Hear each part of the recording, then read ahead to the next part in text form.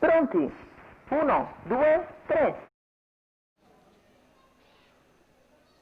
Prima partenza è subito considerata valida. Volton Jet esce in vantaggio. Numero 6 Zolabad. L'errore è la squalifica che coglie Zolabad.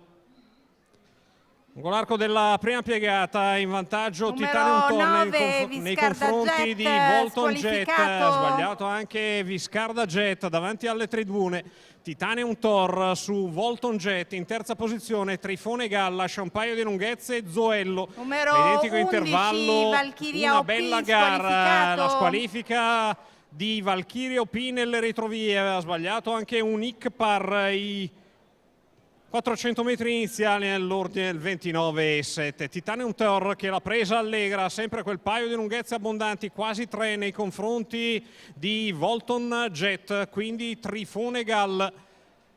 Ancora Zoello, ritmo che non ammette interferenze, nessuno può risalire per il momento, almeno dal fondo del gruppo. Sono rimasti in pratica in 9, esenti da errore, 33 il secondo parziale, il che significa 1 minuto per il primo giro di corsa. Continua a comandare Titanium Tor con quel paio di lunghezza di margine nei confronti di Volton Jet, i 1000 iniziali in 1, 15 e 4 davanti alle tribune. Titanium Tor che non ammette interferenze, continua a comandare a un giro dalla conclusione, in vantaggio Titanium Tor. La mossa esterna a parte di una bella gara pedinata da Visa S, qui mosse sono seguite da Speciales quando si va poco più di 600 metri dal termine. Titanium Tor che si mantiene in evidenza, il parziale a piegata dei gonfiabili in 14,6, dalla sua scia viene via Volton Jet che in breve lo prende sotto tiro in anticipo sui penalizzati che faticano a riprendere contatto con la testa.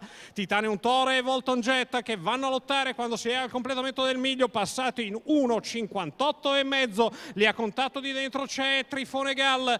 Poi una bella gara, Titanium Tor che ha respinto il primo tentativo di Volton Jet quando si è a lì 200 metri dalla conclusione. Titanium è in vantaggio, attacca la dritta arrivo ancora con una lunghezza di margine nei confronti di Trifone Gall in open stretch. Al largo una bella gara nel tratto conclusivo, Trifone Gall lungo i birilli che si difende sino in fondo al tentativo di una bella gara. Poi Volton Jet, ancora Titanium Tor e Zoello in linea.